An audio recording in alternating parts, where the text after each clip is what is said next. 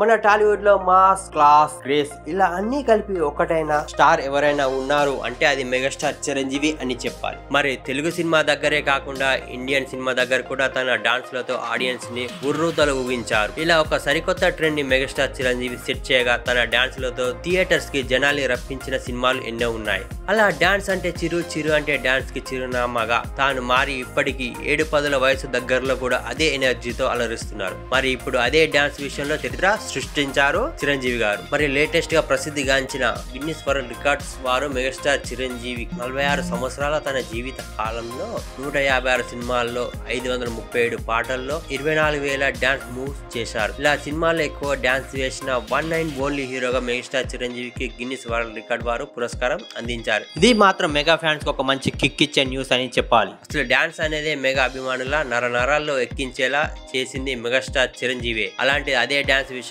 Guinness world record కొట్టడం అనేది వారికి దీనికి మించిన మరో ఆనందం ఉండదనే చెప్పాలి. అయితే ఈ అవార్డు బాలీవుడ్ స్టార్ అమీర్ ఖాన్ చేతుల మీదుగా మెగాస్టార్ కి అందించగా మెగా కుటుంబం నుంచి కొందరు అలాగే సినీ ప్రముఖులు, దర్శక నిర్మాతలు ఈ వేడుకలో హాజరు అయ్యారు. దీనిపై మీరేమంటారో కామెంట్ చేయండి ఫ్రెండ్స్.